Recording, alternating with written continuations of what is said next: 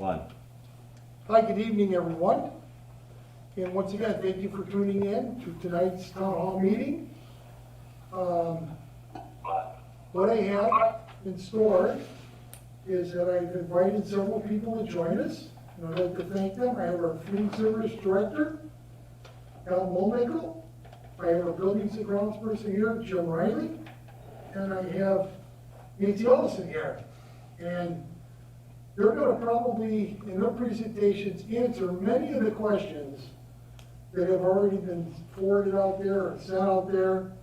And then at the end of the program, I'm hoping Karen Wells, our transportation director, will also join us. If not, I have no problem filling in. But at the end of our program, folks, Mr. Carter, myself, we will address some of the other questions that you have sent in.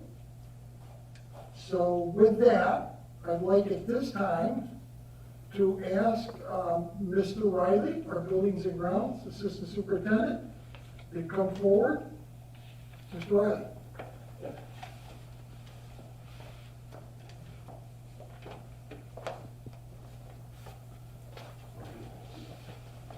Thank you. Good evening. Not sure how the sound quality is going to be through masks, but I think we're good. Mr. Ricker says we're good. I'd like to go over a few points tonight that seem to be common questions regarding reopening. First has to do with building entry. Building entry, once the children get, or the staff and children get to the building, they will be scanned for temperature. The district has purchased and is in the process of installing temperature scanners, which do up to 16 people at a given time in a given frame. This will allow us to be able to process much faster in the mornings to get the people inside the buildings. If one of those devices should happen to fail, we have backup temperature devices, no touch thermometers. If a temperature bings or stands out as an abnormal temperature, the nursing staff and school staff will use no touch thermometers to verify if that's actually a problem temperature. Ms. Ellison will go into that in further detail when she is her turn at bat. In essence, students and staff who register as having a temperature will be escorted to a nurse's station. In the hallways and stairways, depending on which building you're in, there'll be directional flow. Wherever we can, we'll have single direction flow in the hallways. Some of the hallways need to be bi-directional because that's just the way the building works. It only has one way to work in the hallway. So it has to have bi-directional flow. However, we'll have single file, all people staying to the right, just like on the highway, so that the maximum social distancing is maintained in a bi-directional hallway. Hand sanitizers will be available at the main intersections of the buildings. They'll also be available in classrooms where hand wash sinks are not available. Supervision at the hand sanitizer stations will occur as per guidelines. For high school and the Hooker building, during the course of the day, students will be given disposable craft paper desk coverings. The student will pick those up at the door, put them on their desk, and utilize them for the period that they're at that desk, and then when they leave the room, they'll put them in a recycle box, and they'll be removed and recycled. This will allow us to to utilize the shorter periods of transition, or shorter times of transition during the periods where it's not possible to disinfect those desktops.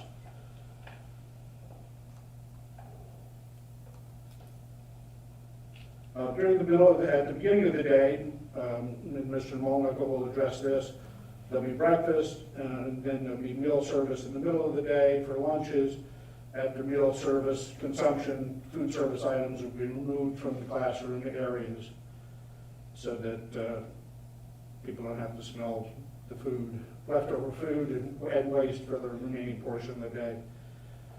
Water fountains throughout the schools, those that are just bubblers are being eliminated and or just valved off. The bubblers will not function. Those that are bottle fillers will continue to function. At the end of the school day, each classroom and office will be cleaned and disinfected. We have battery-operated foggers, and they'll be used for disinfecting the rooms once people have vacated the rooms. The foggers take approximately 1 minute to do a room as opposed to up to 10 minutes or 15 minutes if done by hand. Surfaces that students and staff frequently touch, like desktops and chairs, will be wiped down after the proper dwell time for the disinfectant. The disinfectants that we use for the classrooms and offices are the same disinfectants that we've been using previously in the buildings. So no new magic chemicals or strange chemicals will be introduced for that process. Restrooms are single use as per guidelines. Hand dryers will be off so that they do not function. Automatic paper towel dispensers are installed or are being installed. At Scotchtown and GIS, touchless hand sink faucets are being installed. Emergency drills will be staggered. That way we can maintain social distancing. In the event of an actual emergency, just vacating the building is the priority, and then social distancing will be established once people have vacated the building. So those are the main points that I wanted to go over this evening. Any other questions that pop to your mind, Mr. Carter, or Superintendent Connor, that we need to cover? No, thank you, Mr. Riley. All right. Thank you. Nancy, I'll call you up next. Okay.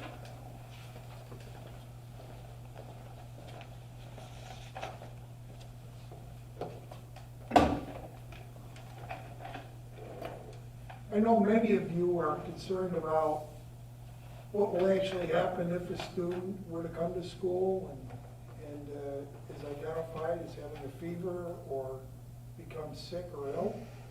And here to give us a very thorough report, and she's done a great job.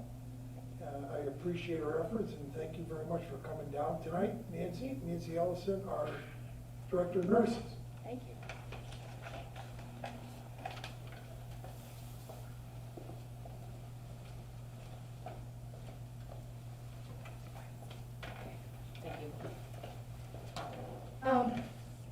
Okay, so my name is Nancy Ellison. I'm the school nurse at Goshen Middle School in the CJ Hooker building, as well as the school nurse coordinator. So what I want to tell you is a little bit, there's a bunch of changes with our offices. They're going to look completely different. We have to meet certain standards. So I'm going to take my building, for example. My office will be actually moved to the gym. We are required to have a healthy room and an isolation room. So if your child does come down with any kind of symptom of COVID, we're going to check them out and then quickly isolate them, call you to come pick them up. If the symptoms, if your child does come down, any of the symptoms of COVID, where we would have to call you to come home, would be a fever or chills, 100 degrees or over, a cough, shortness of breath, difficulty breathing, fatigue, muscle or body aches, headaches, new loss of taste or smell, sore throat, congestion or runny nose, nausea and or vomiting, and diarrhea. So any one of those is going to be a symptom, and any one of those symptoms will require your child to go home. If they have to go home, they do have to go to a doctor and get a COVID test. I realize that this is difficult, but this is what New York State is saying, and this is what we have to do. Returning to school after illness, we're going to need a documentation from a healthcare provider with a no clearing them to return to school and a negative COVID test. It's not one or the other, it is both. We are asking, with students with asthma, if you have, if any of your child carries an inhaler, we're gonna ask that if they self-carry, we're gonna ask them to move out of the room so that when they take off their mask, they're in a safer environment and not in the middle of the classroom with however many other kids, and it's safe for them to take that breath in, take their inhaler, and be done with it. The CDC and the Department of Health is asking for you to ask your doctor if your child does have asthma and uses a nebulizer regularly, to ask them if a metered dose inhaler would be okay to use. If not, that's okay. But if we do have to use a nebulizer because it aerosolizes, we cannot do it in the school building. So we're gonna do those outside. When it comes down to colder weather, we will figure it out. If you have any questions about that, please email me, call your nurse in your school, whatever you feel comfortable with, and we'll help you with any questions or answer anything that we can. With regard to immunizations, there is really no change. And I realize that sounds a little crazy, but New York State is saying that whether we go completely remote, regardless of that, you still need your immunizations. So that would be 7th grade, or 6th grade for Tdap, 7th grade for meningitis, and 12th grade for meningitis. And then anybody coming into kindergarten and 1st grade, anyone that's in process will have to maintain that correct timing between each dose. Same thing with mandated physicals.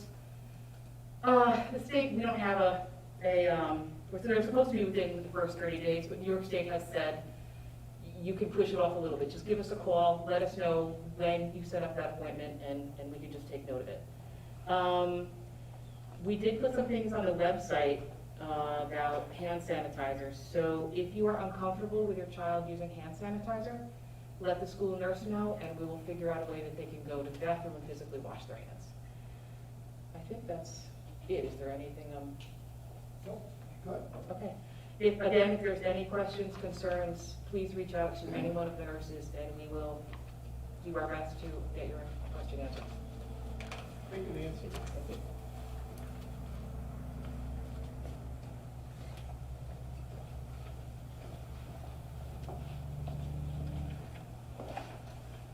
Next, I'd like to introduce our Director of Food Services, Mr. Alan Nickel. Alan?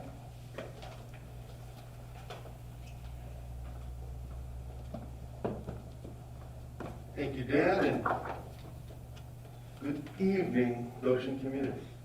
My name is Al. Skip the last name, it's way too long, everybody butchers it. So, I'm the food service director for Goshen Schools. A lot of the questions that came up were where was lunch going to be? And yes, it has to be in the classroom in Goshen's plan. Not what we think is the best, but what we're going to work with. We're looking into ways to serve the children safely and still keep the food hot or cold, whatever it needs to be, and keep the children safe with different products that we've never ordered before, but we're looking into it as new things to make sure they have what they need to consume their meal in a safe manner, even down to handy wipes so they can clean until they can get to a place where they can wash their hands. Safety, I think, is a major concern. I grabbed a box of gloves, and in my life, I can't remember the last time I ordered a single box. I ran over to our warehouse, and I have 35,000 gloves in different sizes and configurations right now. And that was all bought pre-COVID. That's just what we do. We take cleaning, sanitation so seriously. Like Jim mentioned, our chemicals, we've made sure they will kill COVID and that they're safe to use in our environment. We then met with all the staff, made sure they knew what the requirements were, how to clean the equipment when it comes back into the kitchen, making sure we're limiting our contact as much as possible. We've worked hard to find a way to still meet the children's needs. We have a lot of new things. Everybody's growing and figuring these things out in the entire district. And I'm not the only one who thinks of these things. We all are. I can speak freely for the entire district. They're all thinking safety for your students. And that's kind of what I wanted to say. Any other questions? Jason, Ben? Good. Thank you.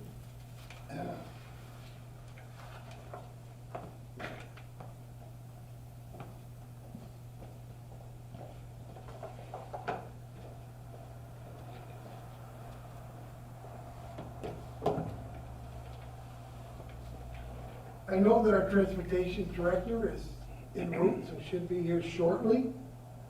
But in the meantime, allow me to just give you a little preview of what's on tap for tomorrow night. And two other areas that many questions have been asked. I've invited Mr. John Mardiger, our instructional technology coordinator, to join us. And I'm sure he'll have a lot of information to share with you. See many of your questions. And also, I'm going to ask Dr. Matt O'Brien, our assistant principal, athletic director.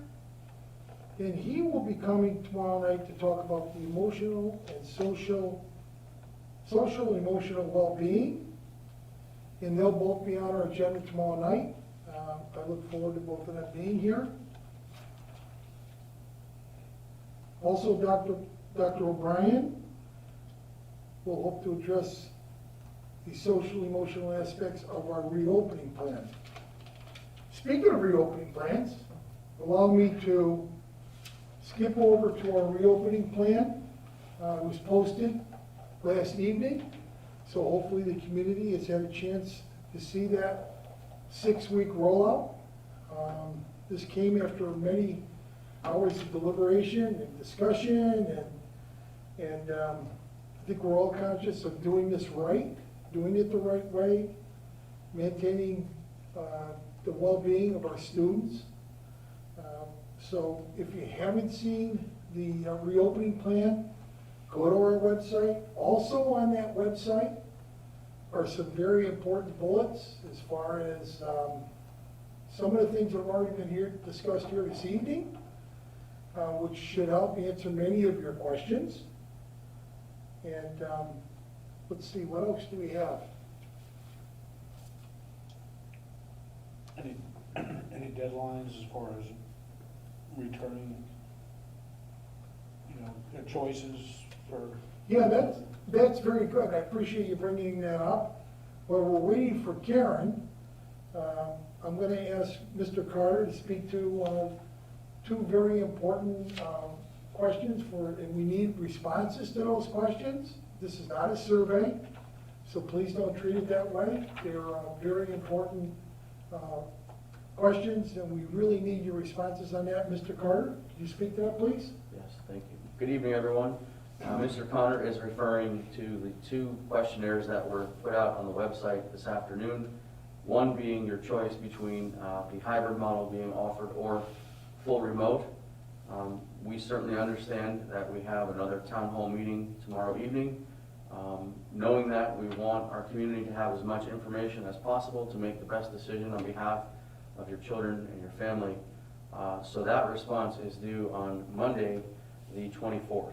So that has been extended. I know initially it was said that it was due on the 20th. We apologize for that. It has been pushed back, extended to the 24th. Additionally, we're asking for just a brief questionnaire to be filled out regarding need for transportation, for district-provided transportation. So if you would, please fill that out so that Karen Wells, our Director of Transportation, can plan accordingly. Just wanted you to know, for clarification purposes, one of the questions on the transportation survey asks if there were previously established special arrangements made. For example, that pertains to maybe a pickup at a child care facility or even a relative's home if those were previously established and existing. If you select yes, our transportation department will locate the agreement that was made and certainly work very diligently to honor that. Thank you, Mr. Carter. And Our transportation director has entered the room, and I will ask her to come forward, and you can take my seat.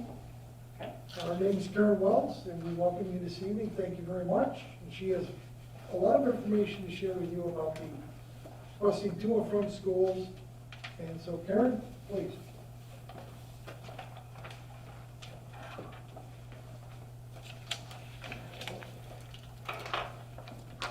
Hello, everybody.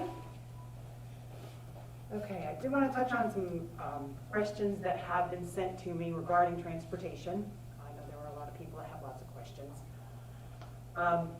In the morning, I know a lot of people were thinking that students are going to be having their temperature screened before they get on the bus, which is not the case.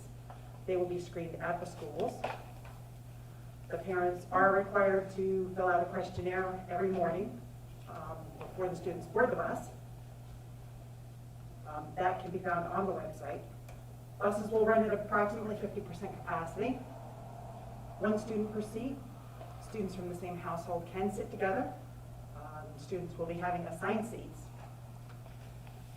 Everyone who rides the bus must wear a mask. That's drivers, monitors, and all students. Social distancing should be observed at the bus stops, which is a parental responsibility. And the pickup and drop-off locations will be essentially the same as last year. Starting with the first bus stop, the students will load the bus from the back to the front, so they don't have to keep on walking past each other. Students will unload the bus starting from the front to the back, observing social distancing while they're exiting the buses, and school staff will be guiding the students as they get off the buses. All buses will go to each school, so there will be no shuttles. And high-touch areas will be right down between high school, middle school, and elementary runs, and the buses will be disinfected at the end of each day. So that is pretty much the information that I have. And if anybody has any other questions that are not answered, please feel free to email me, and I will try to do my best to answer those questions. Thank you, Ms. Wells. Welcome.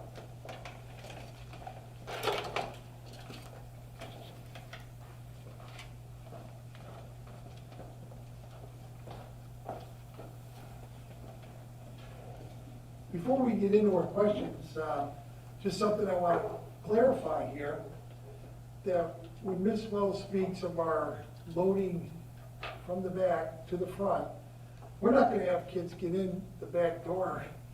They will load through the front door like they normally do, but if you're the first student on, you're going to go all the way to the back. And as she stated, that's really to prevent or help with students not walking by students all the time. Also, it's my understanding, I'm not sure if you mentioned it, Ms. Wells, that families will sit together. We'll encourage that. From the same house. Yep, so important to remember. And then, of course, when you pull up, and by the way, the actual unloading at schools will be discussed, and you'll be receiving information on the actual start and end time of each of our buildings. We know that it's going to take longer to do that, but as far as the actual starting of the days, I know your principals will be getting something out to each of our households, letting you know what that looks like. But as of now, the actual length of the school day will not change. It's just to understand that this process is going to take a little bit longer than it normally does. But kids are pretty resilient. They catch on quick, and they're pretty apt about as far as, you know, moving along, keeping social distance. So I think within, and we normally take about 4 days to get transportation right to start with, just because of all the changes, stops, pickups, drop-offs.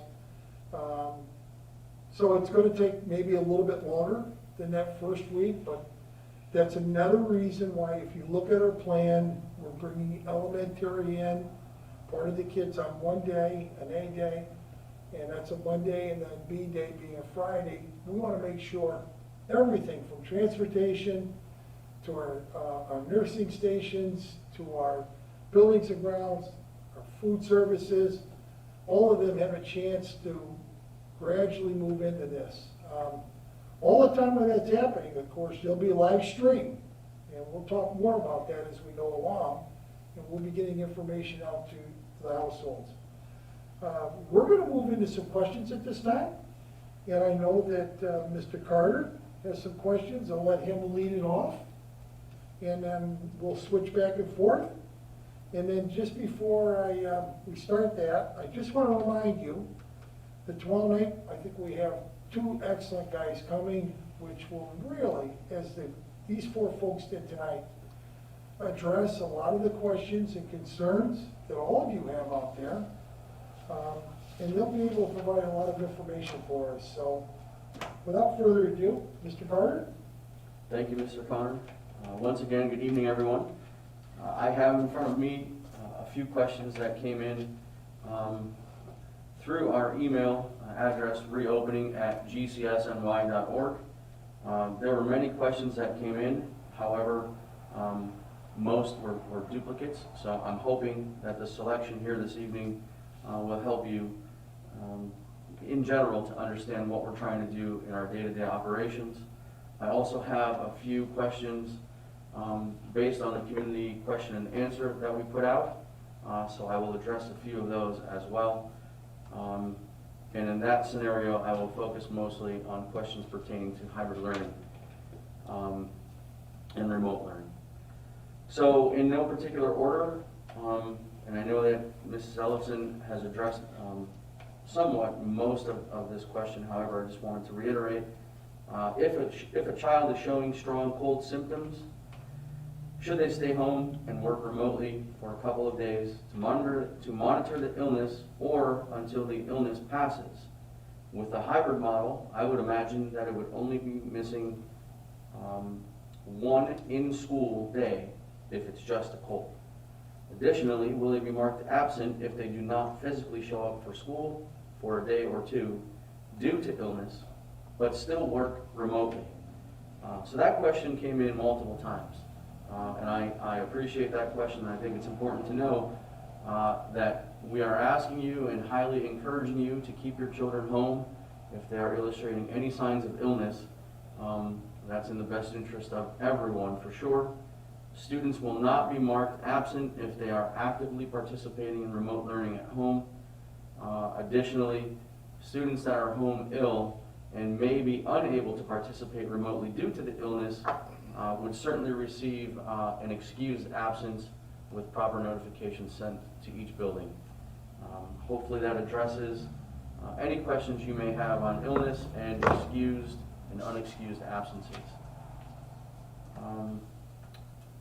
Another great question that came in multiple times, as many of you are aware, special areas such as music, instrumentals, physical education require a greater social distancing. 12 feet apart is required, so that is much greater than your normal classroom setting. Regarding gym and masks, I understand that children will be outside and 12 feet apart, and that they will be required to wear masks at all times. So I just wanted to address that with great conversation had between our central office administrative team and our building level, specifically Matt O'Brien, Director of Athletics, Physical Education. We had great discussion and decided that, of course we will wear our masks while in the building and moving through the building until reaching the outdoor destination. Once we reach our outdoor destination and have adequate social distancing of 12 feet, our masks may be removed outdoors while maintaining that proper social distancing. And I just want to remind everyone that the outdoor activities will be carefully selected so as to avoid any potential physical contact while maintaining the 12 feet of social distancing. We certainly understand some of the limitations that masks, give us all by way of breathing, and especially during physical activity. Also, as it pertains to our music, what we will try to do is, of course, maintain the proper spacing in larger areas such as auditorium, stage level, even gymnasiums or cafeterias, whatever may fit by building. And again, We will do the best that we can to provide the appropriate areas to participate. If necessary, of course, for instruments, woodwind instruments, masks cannot be worn in order to utilize the instrument. So students will be able to take off their masks if we are playing an instrument that requires mouth.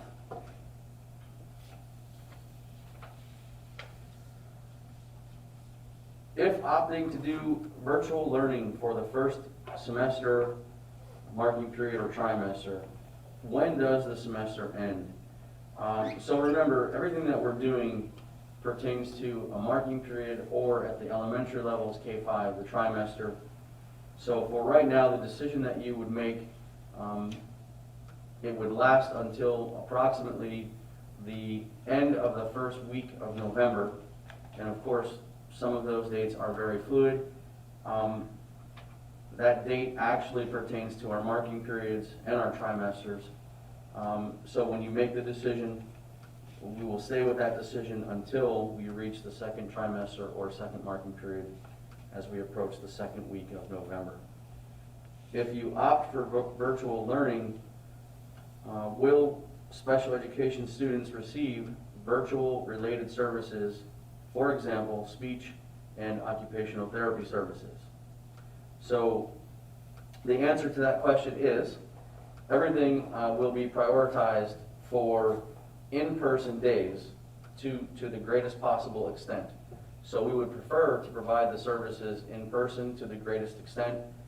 However, if we move to a fully remote instruction model, at that point services would be provided through remote instruction, and we would be utilizing synchronous and asynchronous learning models, again, to the extent practicable. So we would prefer to have, in that situation, as many live services as possible. However, some may not be live, some may be recorded and delivered based on the scenario.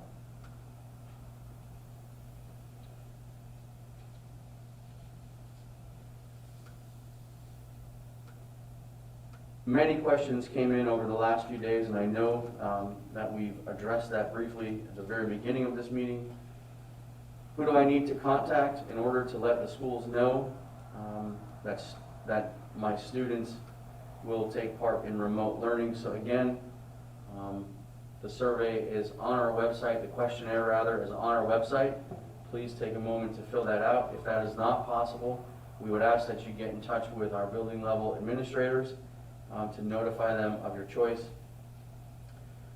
A lot of questions about supplies and textbooks. Once again, just want to remind everyone that our goal is to organize any textbook distribution that we may have to organize at the building level, and also to primarily utilize distribution during regular school days. If possible, we would love to use anything that would prevent students from walking back and forth with very heavy backpacks and multiple textbooks. Questions about supplies being purchased for remote learning and other maybe project-based learning experiences. As far as Chromebooks, we are right now still organizing our distributions for Chromebooks. We will get through that quickly. Tomorrow will be a big day for us in organizing those pickups, drop-offs, dissemination zones for the purpose of Chromebooks. When it comes to supplies and materials, if we have anything by way of project-based learning, our hope is that we can provide all the necessary materials, again, to the greatest extent possible. I believe that our teachers will do a fine job of carefully selecting activities that will not require large amounts of supplies to be traveling back and forth with. We would also like to avoid having families purchasing many supplies for those purposes. Going back to our community question and answer. Many questions about daily schedules, which we fully understand and certainly respect, and we want to provide you with that information so that you can make the best decision possible.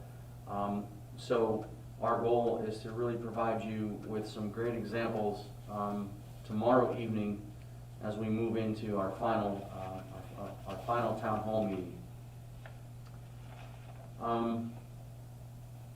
Many questions about what lessons may look like while going through remote and hybrid.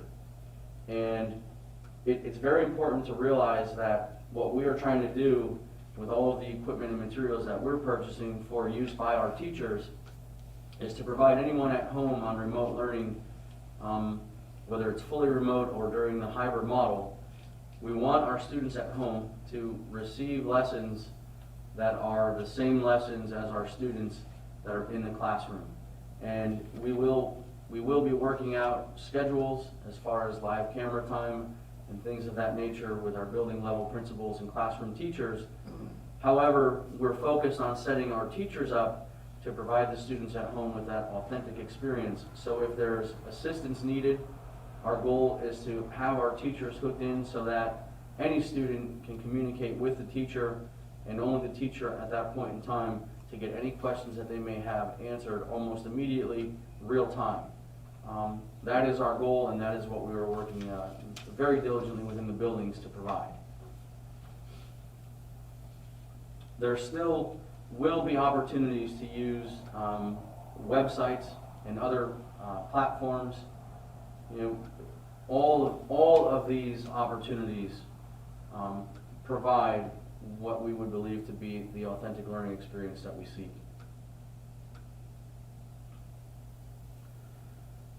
Multiple questions have come in regarding our hybrid learning models and making a change throughout the marking period or throughout the semester.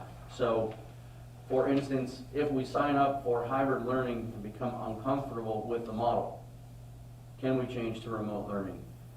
I know that we had touched upon this at our previous meeting, but once again, for our new viewers or first-time viewers, it's very important to know that we can change. However, once we make the change, we are asking that we stay with the new selection until the end of the marking period or trimester, so as to avoid bouncing back and forth, which will better help us to manage our classrooms and our cohorts. So if you feel the need to make a change, of course, at that point in time, we ask that you contact your building level principal.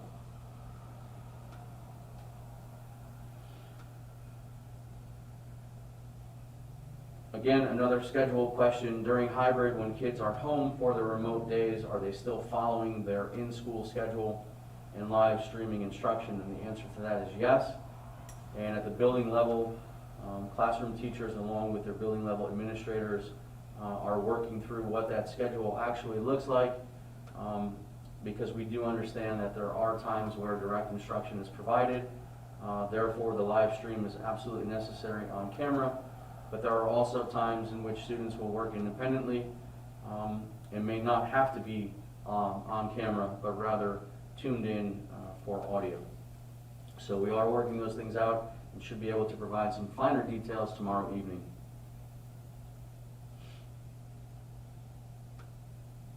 We did have questions, many questions about accelerated classes. Of course, our accelerated classes are at the secondary level. My student was in accelerated classes last year. Will accelerated classes still be offered this year with the hybrid and full remote learning models?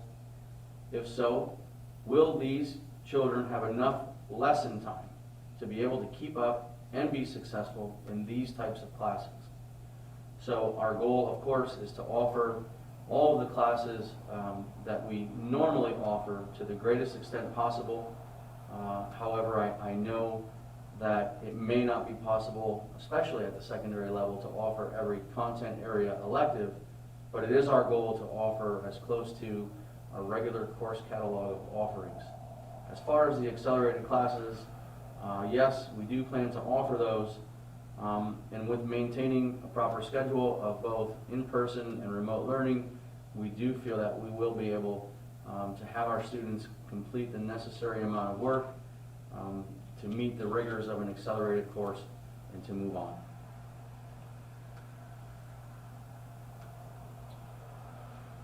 Finally, for me, Many questions came in regarding the sharing of school supplies. Many assumptions are made about school supplies, and many of the comments that I'm seeing are accurate. We do not wish to share school supplies this year, of course, for obvious reasons. We would love for children to have their supplies in school and maybe supplies at home, but realize that that is not necessarily possible. We will be very flexible and compassionate with supplies, offering as much as we possibly can, and understanding that some things that travel home may not come back, and therefore providing what we need to provide in class, as I believe we should be. I don't think that we have to worry too much about regular day-to-day supplies and the distribution in the buildings. I believe that we will be just fine, and students will not have to share supplies, nor do we want them to at this point in time. And at this point, Mr. Connor, that's it for me. Thank you, Mr. Carter. Mr. Carter, if you would, please, I have two that I'd like you to address to the audience, please. One is the pickup from Goshen High School and drop off at BOCES, and how we're gonna get those kids over, and how does that look if we have 50 kids, 60 kids? Understanding these are high school students, this question's been asked many times. How are we gonna transport them over? What does that look like? That's a great question. So, BOCES, Orange Ulster BOCES has put together their schedule, basically aligned to many of the schedules within the county. Our plan is to transport our students based on their AM/PM splits, and to get them to their CTEC courses as necessary. We also realize that some students may have their own transportation, and these are things that we are trying to work out at the building level with proper communication. So at this point in time, I'm quite comfortable stating that with our Director of Transportation here to my right, that we do plan to transport all of our students to CTEC, to their classes at Orange Ulster BOCES. And in unique scenarios, we may have discussions with families as necessary regarding requests coming in for self-transportation, if you will. And I have one more for you. You're doing a great job. I know I touched a little bit on it, but there are a lot of questions about what will that school day look like, start time, end time. We know it's gonna take longer to pick kids up, drop kids off, get kids in, but how do we see the schedule as far as, is it gonna stay pretty normal as far as our start times being, 7:30 for the high school, 8 o'clock for high school, is it 9 o'clock for elementary? Sure. So I know tomorrow evening we can discuss this at greater length, but our goal is to maintain regular times, regular schedule, so that it mimics what was our pre-COVID schedule. In working with transportation and collecting the numbers, that will give us a better idea, especially at the elementary level, of the number of students that will be taking advantage of in-district, or rather district-provided transportation. And also it will give us a better idea of the amount of drop-offs that will occur, again, especially at the elementary level, because we do tend to see greater amounts of drop-offs with our younger students. In working with our building level principals, we will be able to give a better idea when we get our numbers, especially for the drop-offs and what that may look like. We will try to adhere to the normal drop-off and pickup patterns that we have at the beginning of the day and the end of the day. However, we may have to do some staggering if the numbers climb drastically, which truthfully we do anticipate. So in working with Karen Wells, once again, and the start times chosen by our building level principals, which do mimic basically our normal start times, we'll have a better idea of the buses and the amount of time that it will take based on the runs, but we will still maintain 50% capacity on the buses, and probably have greater detail tomorrow evening. Good, thank you, sir. Another question that's been asked many, many times is, will we be ready, our classrooms be ready to teach remotely? And I know that John Rediker, I've already said he'll be here tomorrow night, And this question, along with many others, I'm sure he'll be able to address. So I'm gonna hold off on that till tomorrow night. Also, too, I would just like to thank the 4 people that joined us this evening. I know your 4 areas are hot topics, and you get many, many questions, and I want to thank you for the great job you're doing. You have a question, Nancy? I do have a question that that was Okay. handed to me. Do I need to come up? Mr. Rediker, can she ask it right there? We're going to move the camera over Okay. to you. Thank you. The question is, if a student in your child's class tests positive for COVID-19 or is sent to the nurse's office, and the nurse suspects the student has COVID-19, will every child in that class have to be quarantined, both if the student does test positive and or the suspected student gets their test results back? Okay, I'm going to break this down. So if a student in your child's class tests positive for COVID-19, then yes, the Department of Health will be notified, and we're going to be working very closely with the Orange County Department of Health. And everyone within that class would have to be quarantined for 14 days. The second part of that question is, if they do not test, like if I see a student, they come down and they have signs and symptoms of COVID, does everyone have to be quarantined? No, until that test result comes back. So it may be a delay of maybe 5 days or something like that. And then once we know that that's positive, that's when they're quarantined. And how quickly will parents be notified that a student in their class tests positive? Any laboratory that does testing has to respond to the Orange County Department of Health or whatever Department of Health they're in within 24 hours. And hopefully, or actually immediately, and then within 24 hours, the Orange County Department of Health will notify us, and then that's where our contact tracing will happen, and we'll try and figure out who was where and what people we have to contact to let them know what they were exposed to COVID. I think that's Good. Any other questions? Can I share this? Sure. So I'm going to put, with Mr. Connors, okay, a FAQ page from the Department of Health, which is really helpful and probably answers most of your questions. If you have any questions on that, contact me or the Department of Health, and we'll figure it out for you. And I'll put that on the website. Will we be able to put that up on the website? So. Yeah, I mean, if we can, yes. Okay. So And, maybe contact tomorrow with Christina Gore? Yep, so we'll get that up there as soon as we can. And this will probably answer most of your questions regarding what happens if someone's exposed, what do I do, what doctor do I see, that kind of thing. That's good. And that document just came out Friday of last week. Yes, so, yeah. So it's helpful. We think it'll be a tremendous resource for all of us. I want to thank the 4 people that are here again tonight.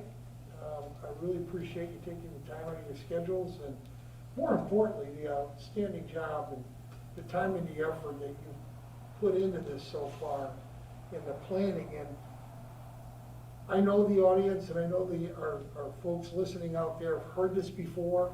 This is a very fluid situation.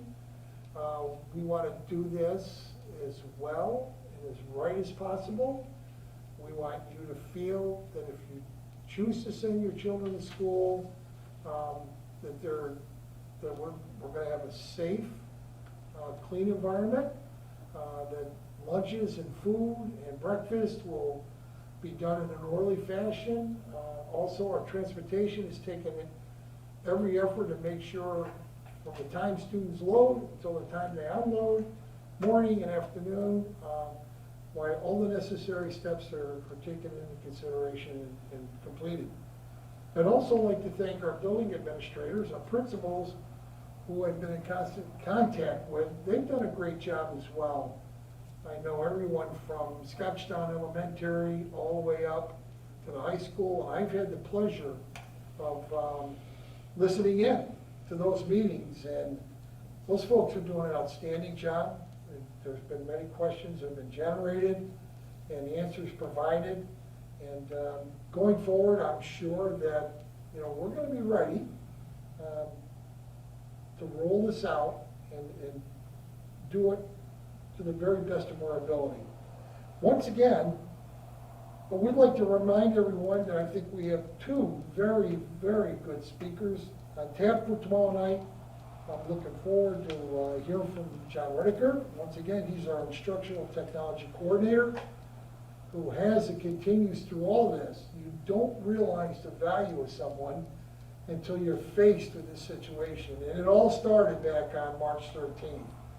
And without Mr. Redeker, we would have been in a world of hurt, but I think our district, unlike many districts, has done extremely well, and he deserves a lot of credit. So thank you, Mr. Redeker. Also, Dr. O'Brien is about into this as deep as you can get with the social emotional wellness. And he will be here to present and hopefully answer many questions that you have sent in tomorrow night.